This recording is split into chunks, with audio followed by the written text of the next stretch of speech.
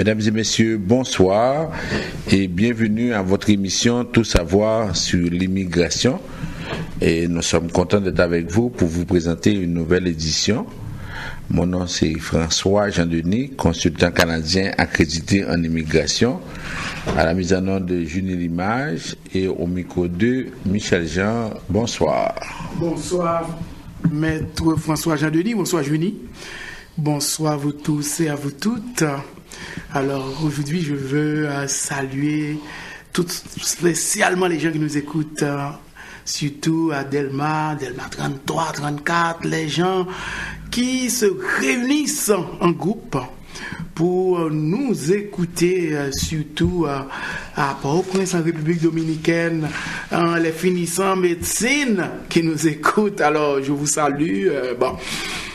Alors, comme Jean vient de dire, et si bien l'équipe au grand complet, nous sommes là pour vous présenter votre seule émission Immigration au pays. Quand je dis la seule émission, ça veut dire que c'est la seule émission qui vous parle mur à mur, simplement que de l'immigration. Alors aujourd'hui, c'est sûr qu'on va traiter encore dans l'émission toujours les mêmes sujets.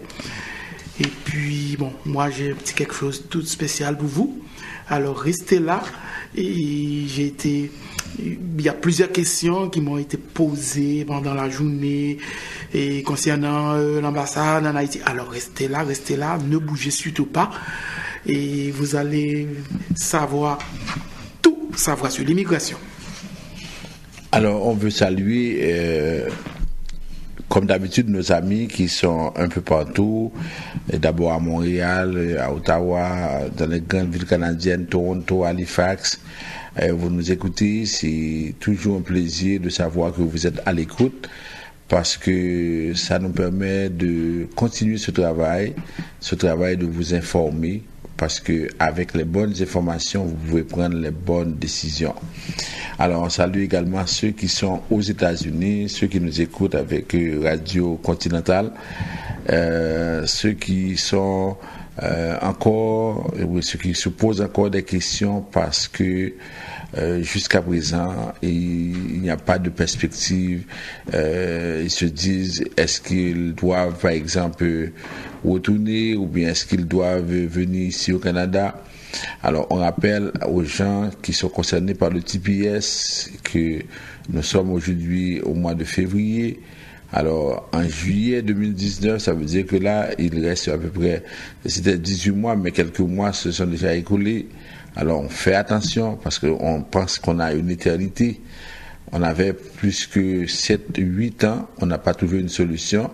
Alors, ce serait vraiment difficile de trouver une solution en 18 mois. Alors, de toute façon, pour vous qui nous écoutez, pour vous qui vous posez toujours la question, oui, est-ce que au Canada, il y a une perspective, il y a une possibilité?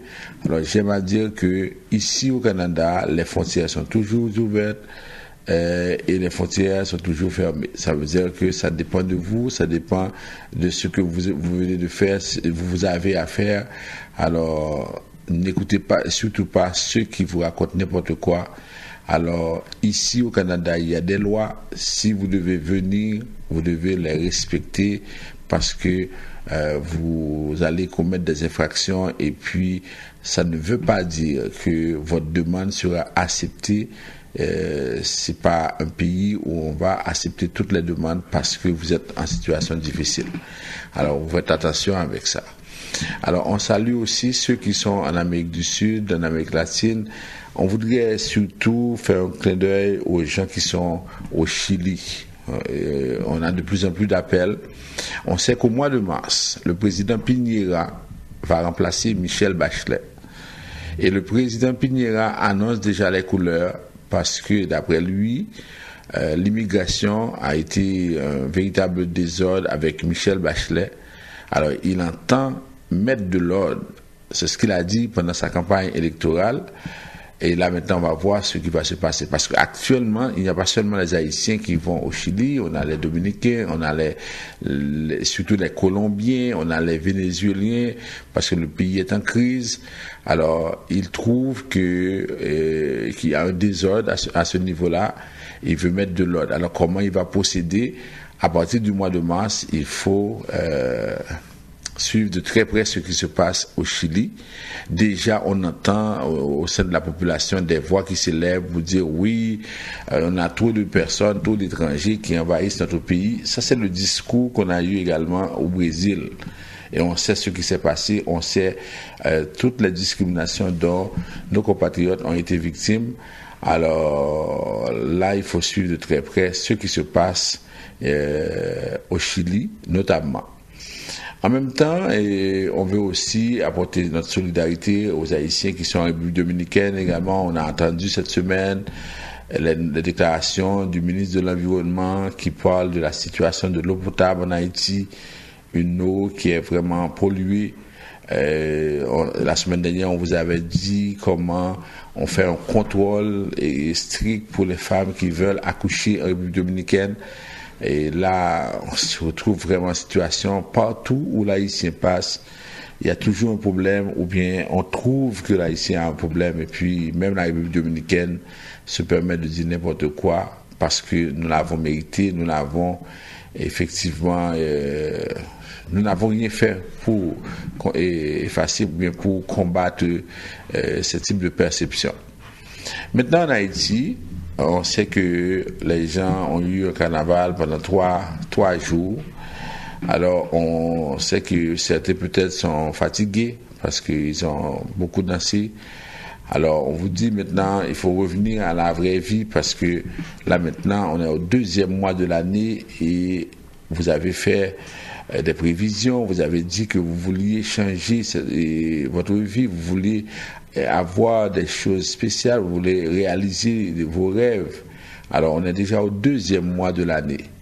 Alors, à vous qui nous écoutez dans le département du Sud, avec Radio Macaya, on vous salue et on espère que ça va bien pour vous. Ceux qui sont dans le département du Sud-Est avec Radio Télé Express, nos salutations. En même temps, à Port-au-Prince, avec Radio Solidarité, on nous dit aussi que même dans le département de l'Artibonite, le Bas-Artibonite, même à Ougonaïve, les gens nous écoutent. On a la famille Joseph qui nous écoute, qui nous a dit cet après-midi, oui, on est à l'écoute et chaque samedi, on suit votre émission. Et c'est toujours intéressant de voir, d'entendre pareilles choses parce qu'on se dit ce que l'on fait est intéressant. On est en mesure de pouvoir aider des personnes de peu partout qui veulent avoir la bonne nouvelle, qui veulent avoir cette information et cet élément essentiel pour prendre une décision. Parce qu'aujourd'hui, les gens se posent des questions, ils veulent faire quelque chose, mais souvent ils n'ont pas les bonnes informations. Alors notre rôle, c'est de pouvoir les outiller, c'est de pouvoir les orienter pour leur dire, voilà la solution, voilà l'information dont vous avez besoin pour prendre la décision. Ce soir à l'émission, nous allons dans un premier temps donner quelques nouvelles. On va parler surtout de parrainage parce que on a le 14 février, le ministre de l'Immigration a parlé des progrès réalisés au niveau du programme de parrainage de conjoints. Alors, on va en parler parce qu'effectivement, il y a eu beaucoup de progrès. Après ça, on va, par exemple, faire un rappel des nouvelles les plus importantes. On va surtout insister sur la question du visa de visiteurs parce que Pâques s'en vient, en même temps la fête des mères et puis les grandes vacances à tous ceux qui veulent inviter leurs parents.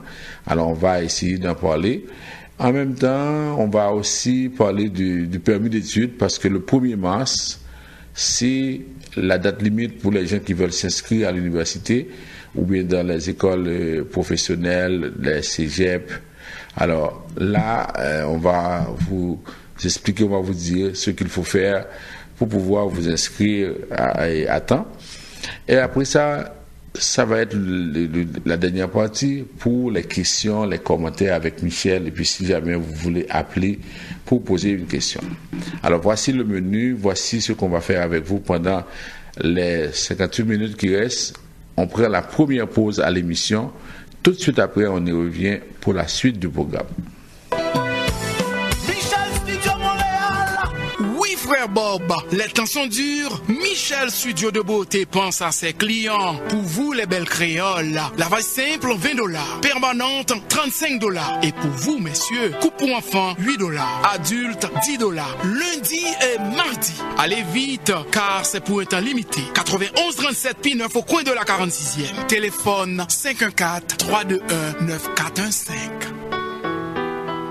Assurance Générale à prix abordable. Assurance Générale vous offre tous les services financiers car elle fait affaire avec 19 institutions financières pour vous garantir le meilleur taux. Vous êtes travailleur autonome, vous êtes un salarié, vous détenez un fonds de pension, vous voulez placer votre argent en lieu sûr, vous voulez planifier votre retraite, vous projetez d'acheter une maison, vous avez de la difficulté à vous faire assurer, vous voulez une assurance dentaire. Madame Elsie Jean-Pierre a la solution pour vous. Dès aujourd'hui, protégez votre sécurité financière, protégez votre famille et vos acquis avec une couverture adaptée à vos besoins en contactant Madame Elsie Jean-Pierre, conseillère en sécurité financière au 514 712 08 25. De nos jours, émigrer au Canada n'est pas une chose facile. Les lois et règlements, les critères de sélection représentent une course à obstacles que seuls des experts peuvent franchir. Vous pensez immigration? Pensez Vision Max Service Immigration. Pour immigrer, travailler, étudier au Canada ou pour tout simplement visiter le pays, parrainer un conjoint, une conjointe, un parent, contactez Vision Max Service Immigration ou un consultant canadien accrédité en immigration, François-Jean Denis, étudiera et suivra votre dossier avec vous à chaque étape pour des résultats à la hauteur de vos attentes en immigration. Vision Max Service Immigration. 438-876-9398. 438-876-9398.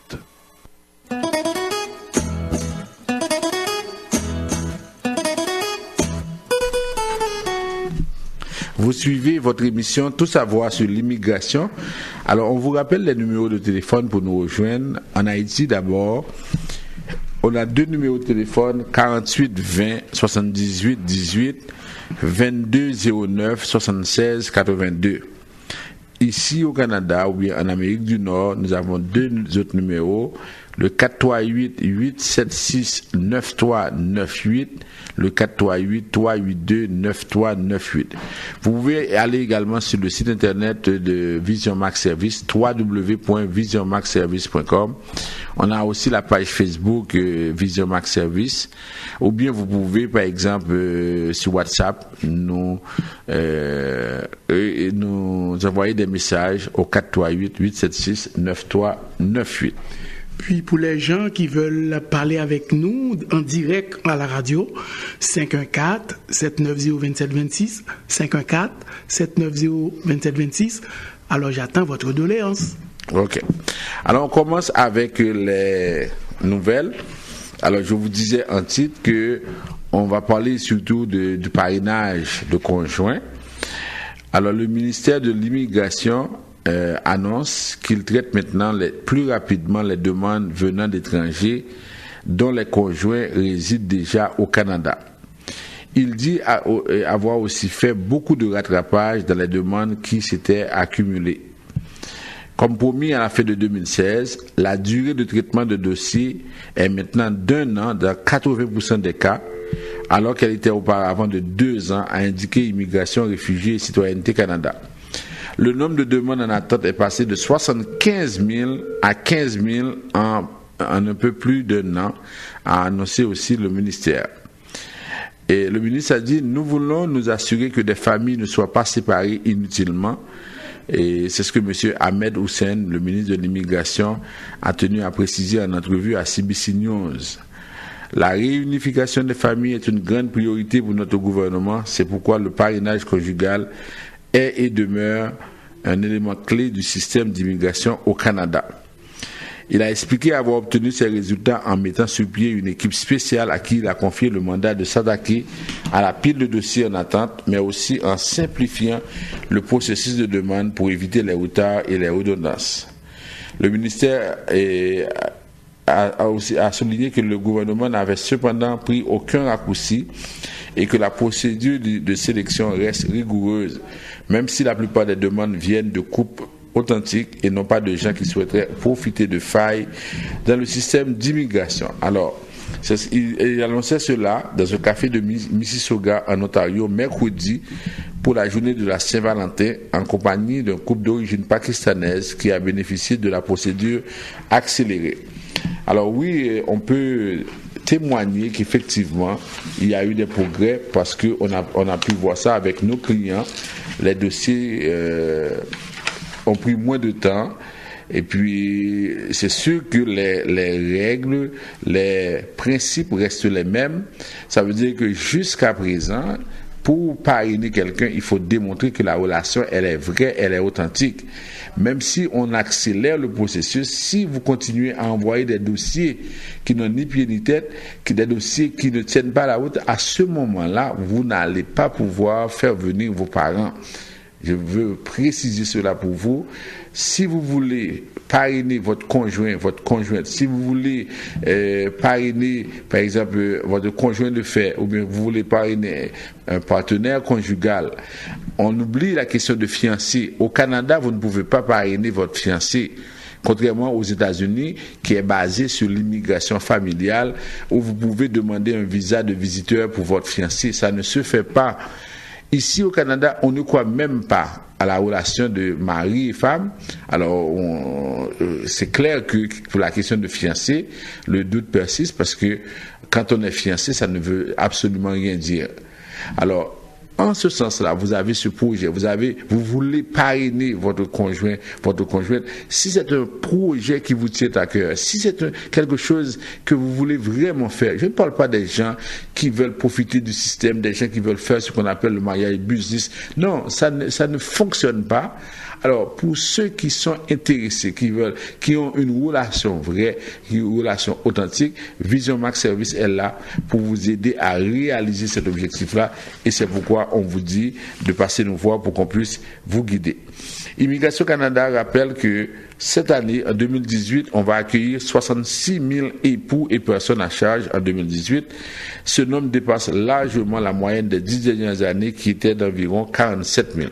Alors vous voyez, on va accepter cette année 66 000 époux et personnes à charge. Les enfants sont compris là-dessus. Même si on a reçu 200 000, 300 000, 500 000 demandes de parrainage, on ne va pas dépasser 66 000. Alors, les plus justes seront sauvés, c'est les personnes qui vont prendre toutes les dispositions et qui vont pouvoir bénéficier du programme de parrainage, qui vont pouvoir réussir leur dossier.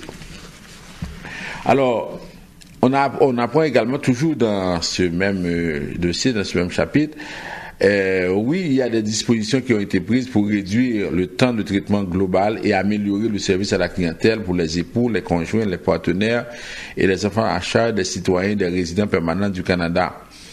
On dit que le nombre de demandes actuellement en attente a diminué considérablement. Oui, on a vu, par exemple, des fois, pendant une semaine, on traite 15, 20 dossiers. On trouve qu'effectivement, ils ont raison de dire que ça a progressé. Et actuellement, au niveau du parrainage de conjoints, il y a des mises à jour qui ont été faites. Par exemple, pour les listes de vérification, pour le formulaire annexe A, pour les certificats de police, etc. Il y a beaucoup de choses, beaucoup de progrès qui ont été faits. Et par exemple, dans un bureau de visa comme celui de Port-au-Prince, on constate que les gens répondent plus rapidement. Quand on envoie un message, vous allez trouver une réponse, alors qu'autrefois, vous pouvez envoyer des messages, vous n'avez pas eu de réponse. En tout cas, c'est sûr qu'il y a des progrès qui sont faits et à ce niveau-là. On félicite les responsables pour ces progrès, mais c'est sûr on peut faire mieux parce que on paie $550 pour la demande de résidence permanente. Le gouvernement investissait jusqu'à date $75 de ce montant-là. Alors le gouvernement pouvait accélérer encore ce processus parce que jusqu'à présent, rien ne justifie qu'une demande de parrainage ait pris un an et demi pour être finalisé. On peut avoir un processus qui prend fin après 3 mois, après 4 mois, après 6 mois. Alors ça veut dire qu'il faut continuer à travailler en ce sens-là. Maintenant, on a comme autre nouvelle, on va parler du programme en Alberta, le programme de sélection des immigrants. On apprend que des travailleurs temporaires étrangers qui souhaitent s'installer en Alberta, après avoir passé une bonne expérience professionnelle, on apprend que ces gens-là peuvent le faire maintenant. Il y a le programme albertain de sélection des immigrants qui est un moyen que la province a créé pour les aider, mais surtout pour combler ses propres besoins en main-d'œuvre. Le gouvernement a promis de l'améliorer et les changements devraient rentrer en vigueur le 2 janvier. Là, on a des progrès qui sont faits là-dessus. J'en parle parce que souvent les personnes à l'étranger nous disent que oui, on a vu sur Internet, il y a des programmes qui sont ouverts pour les provinces comme l'Alberta, comme le Nouveau-Brunswick, comme la Colombie-Britannique. Oui, c'est possible. Il y a des ouvertures. Il y a des communautés francophones qui sont installées dans ces milieux anglophones. Cependant, il faut savoir qu'il y a des critères également. Parce qu'aujourd'hui, vous êtes à l'étranger, vous nous écoutez, vous voulez venir comme travailleur qualifié, vous êtes francophone. Oui, le gouvernement a annoncé des programmes pour la mobilité francophone, mais ça prend du temps et puis en même temps, il y a des prérequis. Parce que, regardez bien ceci. Quand vous décidez d'évoluer dans un milieu anglophone, si vous êtes francophone, vous voulez évoluer dans un milieu anglophone, ça prend plus que le français. Oui, il y a des communautés francophones qui sont installées dans ces milieux anglophones, mais ça prend également un niveau en anglais. Ça prend aussi des métiers qui correspondent au marché de l'emploi. Parce que, prenons le cas de l'Alberta, où il y a par exemple le sable bitumineux, où il y a par exemple l'industrie pétrolière. Alors, il y a des métiers qui vont avec. Souvent, dans certains pays, nous avons des métiers traditionnels. On est avocat, on est médecin, on est ingénieur, agronome, tout ça. Mais vous allez être étonné d'apprendre que vous pouvez venir comme agronome, vous pouvez faire une demande, on ne vous accepte pas, alors que si vous étiez plombier, si vous étiez dans d'autres domaines que vous négligez parce que ce sont des domaines qui ont peu d'importance, ok? Alors, en ce sens-là, vous allez prendre plus de temps avant de pouvoir venir dans ces programmes. Alors, ce que je dis à ceux qui nous écoutent à l'étranger, si vous voulez venir dans les programmes de francophones, dans les milieux anglophones, vous nous envoyez vos CV et là maintenant on va analyser, on va pouvoir vous dire ce qui est possible. Mais des fois je constate que vous voulez venir, mais par contre vous voulez par exemple avoir un programme qui correspond à vous. C'est comme si c'est le gouvernement qui doit s'adapter à vous, c'est pas vous qui voulez vous adapter au programme d'immigration. Alors il faut faire attention, vous voulez avoir des détails, vous voulez savoir dans quelle province vous pouvez appliquer, vous envoyez vos CV et là on va regarder votre profil et on va pouvoir vous aider à déterminer si c'est possible d'aller dans une autre province et on va vous donner toutes les exigences, tous les prérequis. Maintenant, on aborde un autre dossier, on dirait, et je vais vous expliquer ce qui s'est passé. Ça s'est passé dans la ville de Québec, sur la Grande Allée. Il y a eu une agression sexuelle d'une fêtade et cette personne-là, vous allez voir comment les fois les gens agissent avec négligence. C'est un monsieur qui vient de l'île de la Réunion. Il a 33 ans, il est programmeur analyste. Il est sans statut légal au Canada. Il a rencontré une jeune fille qui était Yves sur la rue Grande Allée. Il l'a embarquée dans sa voiture, il l'a amenée à son appartement. D'après ce qui est constaté, il a eu 2 relations sexuelles non consentantes, dont une sans condom, et il s'est présenté au palais de justice du Québec pour être jugé. Alors, on a dit le 5 février, il a repéré la jeune fille complètement ivre, sans manteau, sur la rue Grande Allée. C'était une étudiante qui arrivait de la région de Montréal dans un portébus. Et il l'a pris, c'était une fille, il l'a escortée jusqu'à sa voiture. Et finalement, lorsque la jeune fille s'est réveillée le lendemain, sans souvenir de sa soirée, elle s'est réveillée dans le lit d'un inconnu. Immédiatement, le monsieur l'a reconduit au terminus d'autobus. Alors, l'affaire a été portée devant la justice. Et la juge qui a traité le dossier, Christine Gosselin de la Cour du Québec, dit que la plaignante n'était pas en état de consentir. La juge avait qualifié les explications de monsieur d'invraisemblables. Monsieur a été incarcéré pendant 3 mois. Il admettait que sa notion de consentement était erronée. Mais maintenant, pourquoi je vous raconte ça? C'est parce que l'avocat de monsieur est en train de faire tout le nécessaire pour éviter que monsieur soit condamné pour 6 mois et plus. Alors il dit, j'aimerais qu'on donne à mon client une peine de 6 mois moins 1 jour de détention, parce que dès qu'un étranger ou bien un résident permanent, il a l'équivalent d'une peine de 6 mois au Canada, immédiatement il sera déporté. Après la sentence, on va le déporter, on va la déporter, parce que pour rester au pays, vous ne devriez pas avoir purgé une peine de 6 mois, c'est 6 mois moins 1 jour de détention. Alors, la couronne réclame 36 à 42 mois de prison, parce que le monsieur a agi avec négligence. C'est quelqu'un qui est un programmeur, 33 ans, il a rencontré la fille sur la route, et tout ce qu'il a fait, il l'a embarqué dans sa voiture, il l'a amené chez lui, et là, il y a eu des relations non consentantes. C'est-à-dire que c'est quelqu'un vraiment qui a agi avec négligence, et en ce sens-là, il est en train de subir, de payer pour son erreur. Alors, on refuse de croire qu'il a agi avec compassion, parce qu'il a dit que oui, il a rencontré la fille sans manteau, qui était dans le foie, la fille, mais on a dit non.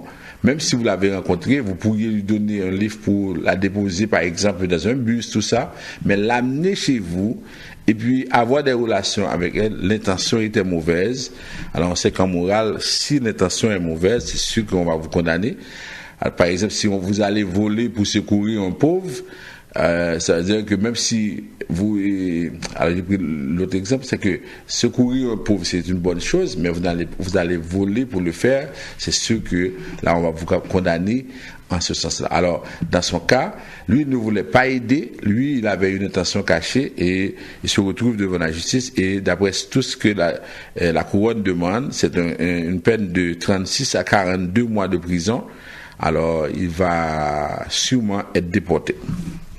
Encore au niveau des choses, des fraudes qui se passent au niveau de l'immigration, il y a aussi une dame qui a été accusée de fraude envers des personnes désirant faire des démarches pour permettre à des membres de leur famille vivant en Afghanistan d'émigrer au Canada, selon un communiqué. La femme de 61 ans avait déjà été arrêtée l'an dernier pour la même raison. Le stratagème utilisé par la présumée fraudeuse consistait à accepter de l'argent des victimes en échange de son aide dans le processus de demande d'asile pour leurs proches par le biais de l'organisme qu'elle dirigeait. Or, selon la police, l'organisme a gardé l'argent, près de 780 000 $, mais n'a jamais entamé les démarches d'immigration. Une quarantaine de personnes ont déclaré aux enquêteurs de la police régionale de Peel avoir été victimes de l'organisme. Alors c'est ça la situation. Souvent, des gens vous disent, oui, ils veulent aider, ou bien ils peuvent vous aider à remplir des formulaires, des choses comme ça. Ils ne sont pas autorisés. Vous ne devez pas leur donner de l'argent. Même s'ils décident de vous donner un service gratuit, il faut refuser parce qu'ils ne sont pas qualifiés pour le faire. Parce que ce qui arrive souvent, votre dossier va être retourné, ou bien n'importe quoi peut être dit. Souvent, je vois des cas, des personnes, par exemple, qui veulent remplir leur demande de parrainage, ils ont été quelque part, on a rempli pour eux, et puis par la suite, on a raconté n'importe quoi. Quand on pose des questions à l'autre personne, et la personne ne savait pas, c'est le monsieur ou bien la personne qui a posé des questions, qui a raconté, qui a imaginé comment les deux se sont rencontrés. Alors vous voyez, c'est comme on dit en créole, rendre service by chagrin. vous n'avez pas à rencontrer, vous n'avez pas à aller trouver ces personnes-là parce que c'est pas normal et c'est un domaine professionnel. Si on doit travailler dans ce domaine-là, on doit être autorisé. Alors, de la même façon que vous ne pouvez pas dire que vous êtes pharmacien, que vous êtes dentiste, que vous êtes ingénieur, c'est la même chose. Vous ne pouvez pas dire que vous êtes autorisé à travailler dans le domaine et en même temps, il y en a qui en profitent pour prendre de l'argent et ça, c'est grave, c'est extrêmement grave. Alors, si vous dénoncez ces gens-là, la police va les arrêter. Il est temps que ça arrête, il est temps que ces choses-là, parce qu'on ne peut pas continuer dans un pays légal, dans un pays où tout fonctionne suivant la loi, que des gens se fassent passer pour des personnes autorisées en immigration. Ça, c'est pas normal à ce niveau-là. Maintenant, on se rappelle aussi qu'il y avait, on avait parlé de ce monsieur qui avait tué sa femme et qui a été expulsé. Alors là, on a ce qui se passe, on dit on devrait avoir une audience pour le faire retourner, mais on a interdit ça parce qu'on dit non, on ne peut pas agir ainsi parce que le monsieur a déjà quitté le pays, tout ça. Et je vais venir avec les étudiants étrangers. On dit que de plus en plus, il y a des étudiants étrangers qui arrivent au Québec. On dit que ça continue à aller très bien. Le Québec se place en situation, il reçoit beaucoup d'étudiants, mais malheureusement, le Québec ne peut pas les garder. Alors, on sait qu'il y a une course aux étudiants étrangers. Autrefois, le Québec était la destination de choix de 40% des étudiants internationaux. Actuellement, il accueille 25%. Il doit faire du rattrapage. Et on dit que en même temps, les Français ils paient les mêmes droits de scolarité que les inscrits en provenance d'autres provinces, soit 7 403 $ par année. Les étudiants étrangers paient de plus. Alors on dit que de plus en plus, il faut faire quelque chose pour pouvoir attirer les étudiants étrangers ici au Québec. Les autres provinces, c'est plus intéressant, notamment en Colombie-Britannique, en Ontario, tout ça. Mais on trouve que le Québec a du rattrapage à faire. En même temps, on apprend que M. Gérard Bouchard, qui faisait partie de la commission Bouchard-Taylor, il plaide en faveur des quotas d'embauche pour les minorités visibles. Il dit qu'on doit implanter de véritables quotas d'embauche dans les organismes publics. L'idée qu'il tente de faire valoir depuis quelques semaines permettait à long terme un mécontentement qui va certainement prendre forme. Alors qu'on parle aujourd'hui, on parle pendant ce mois de l'histoire des Noirs, mais pendant ce temps, on n'a pas des quotas d'embauche pour les minorités visibles. Après, quand on arrive au mois de mars, c'est fini. On va attendre l'année prochaine. On va parler encore du mois de l'histoire des Noirs. Et je vois qu'il y a des Noirs qui prennent plaisir, qui pensent que c'est quelque chose de sérieux. Alors non, là, il dit, il faut avoir des quotas d'embauche. Arrêtez de faire l'hypocrisie en disant que oui, on va faire des choses. On va, par exemple, et les Noirs, ils sont bienvenus, ou bien les minorités visibles sont bienvenues. Non, il faut implanter des quotas d'embauche et là maintenant, tout le monde va savoir comment fonctionner. Dernière nouvelle pour terminer, sur les fraudes à l'ambassade du Canada en Haïti. On se rappelle qu'il y a eu une vaste fraude en Haïti, à l'ambassade du Canada en Haïti, et on avait dit que ça atteignait presque 1,7 million de dollars. On avait publié des rapports d'enquête d'Affaires mondiales Canada selon lesquels les employés haïtiens de l'ambassade canadienne avaient fraudé le Canada pour au moins 1,7 million de dollars. Actuellement, il y a des employés, écoutez bien ceci, il y a des anciens employés de l'ambassade du Canada en Haïti qui sont venus au Canada et qui ont fait des demandes d'asile parce qu'ils se disent persécutés. Ils sont persécutés après ce scandale-là. Alors, on a, à la commission de l'immigration, il y a eu des audiences. C'est sûr qu'il y a des noms, les noms ne peuvent pas être cités parce que la loi interdit ça. Alors, on a quelques cas. On dit, des fois, on va réparer un véhicule pour 92 000 $. En même temps, on dit que ce que les gens faisaient, ils achetaient les véhicules de l'ambassade ils gardaient les plaques d'immatriculation et diplomates, et on a eu des cas où des employés avec des voitures et plaques immatriculées et diplomates sont allés en République dominicaine, ils ont eu des accidents. Et là maintenant, on se posait la question, est-ce que ce sont des diplomates qui ont eu l'accident? Parce qu'on sait que c'est très... Parce que quand c'est un diplomate qui est impliqué dans un accident, ou bien on ne peut pas traiter le dossier de la même façon. C'est par la suite qu'on a pu voir que non, le chauffeur ou bien le propriétaire du véhicule n'était pas un diplomate. Alors ça a failli créer des problèmes avec le Canada. Il a failli avoir des problèmes entre le Canada et la République dominicaine par rapport à ça. Alors maintenant, on est en train de faire des enquêtes sur les diplomates qui étaient en poste au moment où ces incidents, ces événements-là ont eu lieu. Alors là, on dit que ce n'est pas possible. On ne peut pas être diplomate, on est dans une mission à l'étranger, il y a des choses aussi bizarres qui se passaient. Ce n'est pas normal que les diplomates en poste n'aient pas été informés de la situation. Alors là maintenant, on dit que l'enquête est en cours, c'est sûr que l'enquête va se poursuivre vraiment ici, c'est pas la même chose dans un pays qu'on connaît, l'enquête se poursuit. Alors, c'est ça la situation. Alors, ce sont des gens qui ont travaillé à l'ambassade du Canada en Haïti, qui pour la plupart ont été impliqués dans une vaste fraude qui a coûté 1,7 million de dollars au Canada. Et là aujourd'hui, la plupart font des demandes d'asile et ce n'est pas prévu par la Convention. Ça veut dire que si vous avez fait une fraude, on ne peut pas vous protéger contre les poursuites. Alors, la Convention de Genève est claire là-dessus. Quels sont les motifs pour lesquels vous pouvez faire une demande d'asile? Alors là, maintenant, il y a l'enquête. Et puis ensuite, au niveau de la Commission, on veut également écouter les diplomates qui étaient en poste parce qu'ils doivent expliquer pourquoi ils n'ont pas vu, par exemple, des factures de 92 000 dollars pour une réparation de véhicule. Imaginez, ça coûte plus que le montant du véhicule, 92 000 dollars canadiens pour réparer. Un garage où un mécanicien demande 92 000 dollars. Ensuite, on gardait les plaques d'immatriculation. On allait dans des pays, il y avait des accidents incroyables, mais vrais. On prend une toute petite pause, on y revient pour faire un rappel des nouvelles les plus importantes.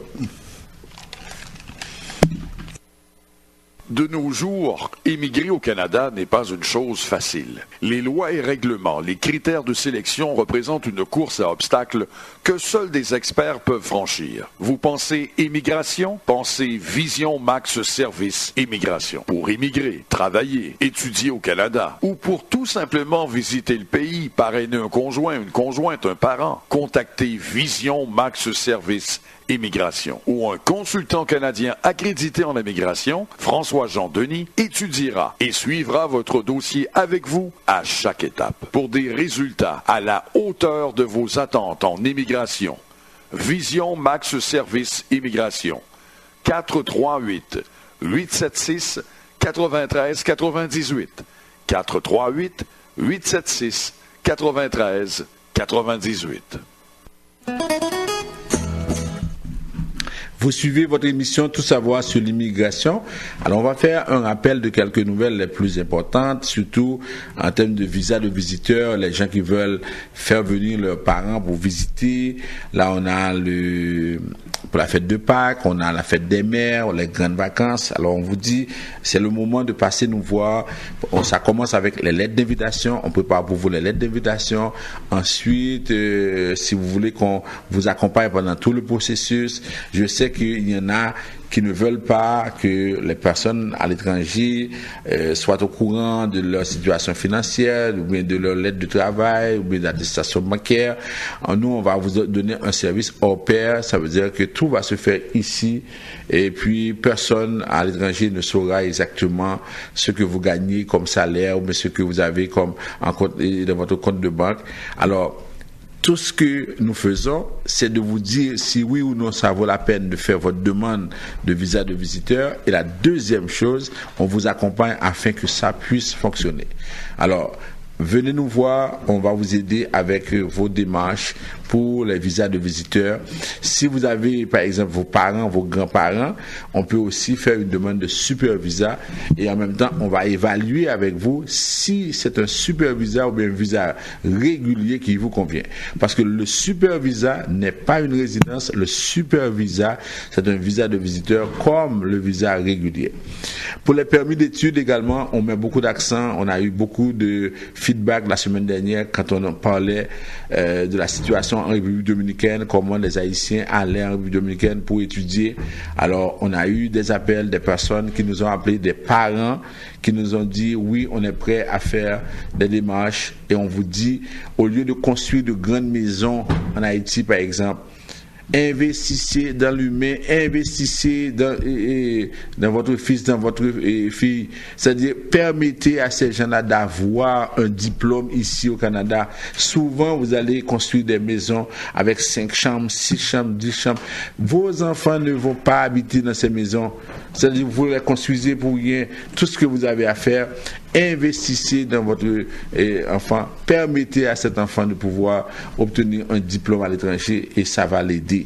Alors, on est prêt à vous aider à tous les niveaux, au niveau de primaire, secondaire, DEP, professionnel, et on a DEC, on a baccalauréat, maîtrise, doctorat. Ça veut dire des fois vous avez un diplôme dans un domaine et vous voulez faire, par exemple, des démarches pour avoir une maîtrise ici ou bien continuer vos études, passez nous voir, on va vous aider avec les dossiers de permis d'études. On vous rappelle que le 1er mars, c'est la date limite pour les gens qui veulent s'inscrire au niveau des facultés, des universités. Alors, contactez-nous parce que le temps presse, parce que là, ça va être une possibilité réelle pour vous. En même temps, pour les gens qui comptent voyager pendant la fête de Pâques, rappelez-vous que pour votre carte de résidence doit être à jour. Alors, si vous avez déjà votre billet d'avion, si le temps presse, on peut faire une demande en urgence pour vous. Vous nous contactez si vous avez cette intention-là. Mais je vous dis en passant, la carte de résidence, c'est seulement pour voyager. Si quelqu'un n'a pas l'intention de voyager, il n'a pas besoin de la carte de résidence permanente. Le document le plus important pour la résidence, c'est ce qu'on appelle la confirmation de résidence. Ce n'est pas la carte de résidence. C'est vrai que des gens l'utilisent comme pièce d'identité, mais le document le plus important, c'est la confirmation de résidence permanente. C'est ce qu'on appelle autrefois la feuille IM1000. C'est ce document-là qu'on vous remet. Pour la citoyenneté, 3 ans maintenant, au lieu de 4 ans. Alors, vous voulez faire votre demande, vous passez nous voir parce que il y a beaucoup de choses à faire avant de faire votre demande de citoyenneté. Pour les demandes de résidence permanente, au niveau des travailleurs qualifiés, on en a parlé. Pour Québec, on n'a pas encore de décision. Et ensuite, pour les gens qui appellent à l'étranger, qui veulent faire leur demande de résidence permanente, sachez qu'il faut attendre. Et en même temps, quand vous nous dites que oui, vous devriez faire quelque chose, vous devriez appeler le ministre, appeler quelqu'un pour savoir, ça ne se fait pas ici au Canada. Ok, c'est pourquoi on a choisi de quitter le pays où vous êtes, parce que on sait il a fallu avoir un parrain, une marraine. Ici, on n'a pas les parrains, on n'a pas de parrain, pas de marraine. Votre dossier est envoyé, premier arrivé, premier servi. On n'est pas en mesure de faire passer votre dossier plus vite qu'un autre. Ok? Alors faites attention. Et pour les travailleurs qualifiés, je vous ai dit, pour les autres provinces, envoyez-nous vos CV. On va vous aider. On va vous dire si oui ou non il y a des provinces qui peuvent accepter votre demande. Pour les questions d'asile, ok? Parce que les gens viennent. Moi, j'ai été un peu surpris.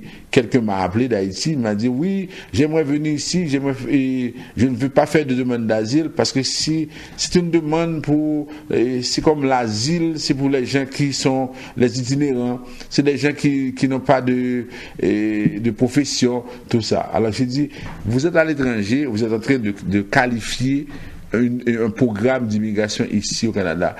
Vous ne faites pas de demande d'asile si vous n'avez pas de problème, mais vous n'êtes pas sur place, vous ne connaissez pas le système, vous ne pouvez pas dire que asile c'est comme si c'est malheureux, c'est chien, c'est le monde qui fait ça. Non. Alors, faites attention. Des fois, vous avez un comportement qui n'est pas correct, qui est vraiment répréhensible. Faites attention. on va vous expliquer si oui ou non vous devriez faire votre demande. Et je reprends ce que j'ai toujours dit à tous ceux qui arrivent ici au Canada. Avant de faire une demande d'asile, réfléchissez 10 fois, 20 fois, 30 fois, 100 fois, parce que vous courez des risques vraiment énormes. Alors faites attention avant de faire votre demande d'asile. Prenez les bons conseils, parce que souvent vous allez vous fier à des connaisseurs, on en a et beaucoup ici à Montréal, de la communauté, un peu partout, des gens qui savent tout. Ok, alors faites attention à ces gens-là qui vous disent n'importe quoi. Les demandes humanitaires, des fois, il y en a qui me disent « Oh oui, je vais venir, ou bien je suis venu comme visiteur, moi je vais faire une demande humanitaire. » C'est la pire des décisions à prendre. C'est la pire des décisions. Parce que quand vous faites votre demande de considération humanitaire, vous n'avez pas de statut, vous n'avez aucun avantage. Et puis, imaginez, vous avez un visa de visiteur parce que vous avez démontré au bureau des visas que vous disposez de biens. Maintenant, vous faites une demande de visa, vous dites, si je retourne dans mon pays, je vais avoir des difficultés, je n'aurai pas de logement. Quelques mois avant, vous avez donné la preuve que vous avez une maison, vous avez donné la preuve que vous avez un compte bancaire, vous avez donné la preuve que vous avez, par exemple, un emploi, et puis on vous conseille de faire une demande humanitaire, et vous allez dire, non, si je retourne, je vais avoir des difficultés démesurées, des choses comme ça. Alors, faites attention. Alors les gens qui vous disent n'importe quoi, ça veut dire que là, tant pis pour vous si vous continuez à les écouter.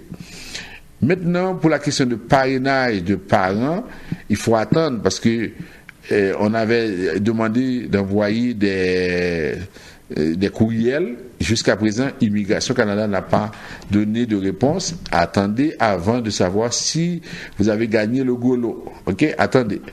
Ensuite, pour le parrainage de conjoints, alors je vous invite à faire attention. Je sais que beaucoup d'entre vous ont été à l'étranger, vous avez été et vous mariez, et là maintenant, vous vous posez des questions. Pendant que vous compilez vos informations, pendant que vous faites tout ça, c'est-à-dire passez, faites un tour chez nous, on va vous expliquer comment ça se passe. Parce que souvent, vous avez des idées qui ne sont pas réelles, qui ne sont pas vraies. Ça veut dire que c'est pas une question de... Quelqu'un me disait dernièrement, oui, si on est marié, on a son acte de mariage. Comment l'immigration peut dire que le mariage n'est pas authentique? Mais qui est marié et qui n'a pas son acte de mariage? Alors vous voyez, ce sont de fausses idées que vous avez. Faites attention et Vision Max est là pour vous aider. On prend la pause parce que Michel est déjà de retour. Alors, après la pause, Michel va nous donner les questions. Et ensuite, si vous voulez poser une question, alors réservez un circuit 514-790-2726.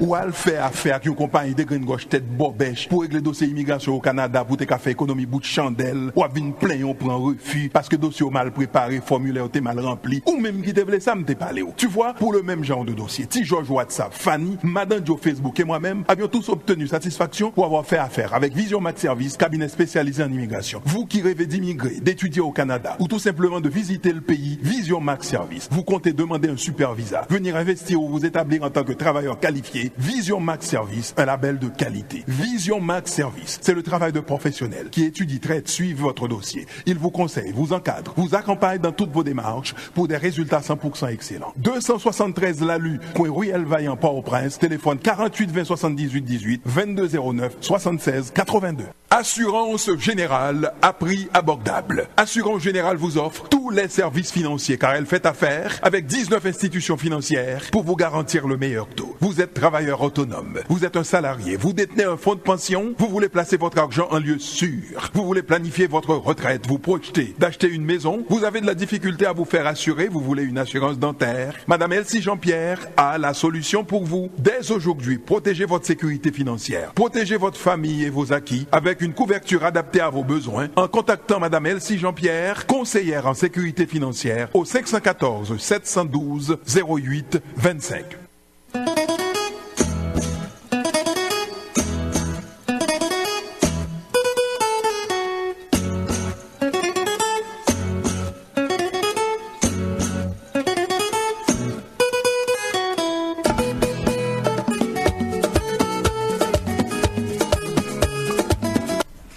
suivez votre émission Tout savoir sur l'immigration. Les numéros de téléphone pour nous rejoindre en Haïti, 48 20 78 18 22 09 76 82. On vous disait également au début d'année, si vous avez besoin aussi de billets d'avion, on est prêt à vous aider parce qu'on est associé, affilié à une compagnie, à une agence de voyage qui peut vous donner des billets d'avion vraiment à des tarifs spéciaux. Et ici au Canada, c'est le 438-876-9398, le 438-382-9398. Alors Michel, à vous. Bon, là, c'est quand même assez intéressant aujourd'hui. Des fois, on entend des témoignages qui... Ça fait vraiment plaisir, ça fait chaud au cœur. Alors, Maître François Jean-Denis, félicitations. Moi, j'appelle, là, c'est juste pour faire un témoignage. J'avais demandé à ma sœur d'appeler, mais elle n'a pas voulu téléphoner. C'est moi qui l'avais amené à ton bureau. Donc, c'était pour une demande de réfugiés. Mais là, elle a eu plusieurs séances de rencontres à ton bureau avant de présenter à l'audience. C'est comme si elle allait passer un examen. Elle a eu plusieurs rencontres. Alors, sa demande a été acceptée. Alors, moi, j'appelle. Je l'avais dit d'appeler elle-même. Elle n'a pas voulu appeler. Alors, moi, j'appelle. Et pour te remercier, c'est pour faire un témoignage. Des fois, on entend parler, mais moi, je pensais que c'était quelque chose de simple. Mais c'était comme si ma soeur allait passer un examen. Voilà. Oui, tout à fait. Merci à cette personne-là. Nous, on fait 1 mois de préparation et on a chaque fois qu'on va à l'audience avec quelqu'un, il n'y a pas une question qu'on va poser à l'audience qu'on n'a pas déjà préparé, qu'on n'a pas déjà fait avec la personne. Alors ça veut dire que on fait de notre mieux parce que pour nous, ce qui est important, il faut que la personne passe et réussisse son dossier. Et notre objectif, c'est que si vous, par exemple, vous êtes là, vous allez avoir une audience, et vous avez à peu près une rencontre, 2 rencontres avec votre représentant, on peut vous aider aussi à bien comprendre le processus. On le fait parce que et souvent, Michel, il y en a qui vont dire peut-être que c'est la 2e fois qui va fonctionner. Non, nous, c'est la première fois qui compte. C'est ça. Cette demande-là. Et j'en profite pour dire également, quelqu'un m'a appelé, il m'a dit oui, me connais pas bon, l'homme fin pas bon, m'a vu côté. Non. Moi, je dis oui. Non, ça veut dire que faut penser, c'est la première fois. Première fois qui compte. Et il y en a qui vous disent, qui font n'importe quoi pour que vous ne réussissez pas après, parce qu'on va dire, on va vous proposer humanitaire. Non, nous, ce qui est important, il faut que vous réussissiez votre dossier à la première fois et à ce moment-là, on est content. Nous ne pouvons pas le proposer l'autre bagaille à côté, cherchons une fille pour marier, chercher ceci, cela. Non, c'est sans faire, c'est libre pour marcher et en même temps, nous dit, avant pour faire, il faut qu'il y ait un problème pour capable venir nous parce que là, n'a pas accompagné si effectivement, ou il y a des menaces à vie par. Alors, c'est très, très important. Alors, c'est ça qu'on fait avec tout le monde et le monsieur a bien fait de dire qu'il a été vraiment content pour sa sœur. Autre chose, Maître François Jean-Denis, moi j'ai un frère qui est médecin, qui est diplômé en médecine. Lui, il aimerait ça venir se faire spécialiser en médecine. Présentement, il écoute l'émission en Haïti. Je lui ai parlé, je lui ai dit, j'écoutais l'émission la semaine dernière.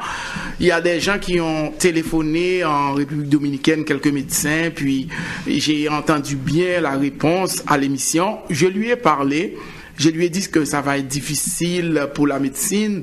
Il y a d'autres métiers. S'il veut venir peut-être comme boucherie, cuisinier, ce serait plus facile. Mais pour lui, c'est des métiers de rien du tout. Présentement, il écoute l'émission. Moi, je lui ai dit, s'il veut venir comme cuisinier, ça va être plus facile que spécialisé en médecine.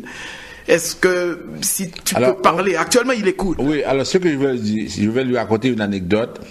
Quelqu'un qui était médecin aux États-Unis, après un certain temps, je ne sais pas s'il a eu des problèmes, il a abandonné ce métier-là. Il est allé à une école pour devenir plombier.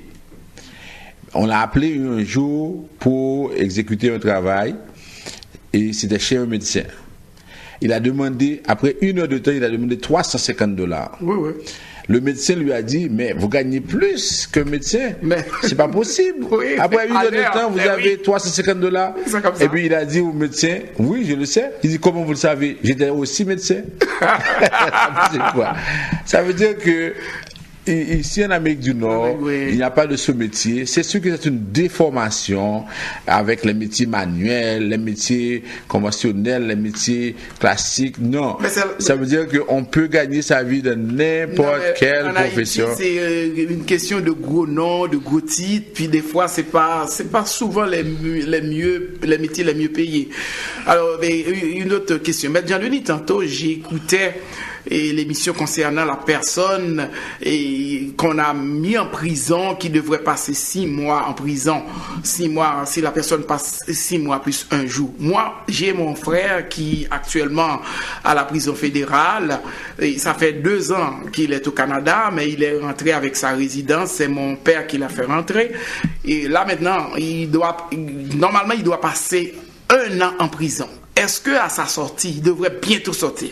Est-ce qu'à sa sortie, on va l'expulser du Canada? Oui, la loi dit que si vous êtes étranger, si vous êtes résident permanent, si vous avez purgé une peine de 6 mois, après ça, on va engager des procédures pour vous faire quitter le pays. C'est la commission de l'immigration, à la section de l'immigration, qui va convoquer cette personne-là et on va lui dire que la loi prévoit que dans un pareil cas, vous devez quitter et là maintenant on transfère le dossier à l'agence de services frontaliers, la personne devra quitter. Si on est citoyen canadien, là on n'a pas ce problème-là. Et c'est pourquoi on dit aux gens qui nous écoutent, vous avez des enfants, vous dites qu'ils sont tannants, débrouillez-vous pour faire leur demande de citoyenneté. Parce que si vous quittez, c'est leur fin problème. C'est leur de résident et que ça, il y a voulu aller et puis me connaît que quelqu'un a raché, l'on d'avoir au Canada et puis d'avoir petit nous qui résident permanent, ils ont déporté. La semaine dernière, j'ai eu un téléphone, quelqu'un qui a plus de 25 ans au Canada. Oui. Là, il est sur la déportation. Il vous avait parlé, mais Jean-Denis, même si le bureau était capable de faire quelque chose, mais c'est presque impossible. Non, nous, on agit suivant la loi. Nous ne pouvons pas le faire aucune promesses, des choses comme ça qui ne tiennent pas. La loi dit telle chose, ça veut dire que si quelqu'un a un problème, si quelqu'un a purgé une peine, il vient nous voir. Déjà, on lui dit qu'on ne peut pas faire quelque chose d'autre, alors il fait ça. Junie nous a fait signe. Bon, alors, c'est tout pour ce soir. On vous remercie d'avoir été présent jusqu'à cette minute. Alors, on se donne rendez-vous pour la semaine prochaine pour une émission similaire.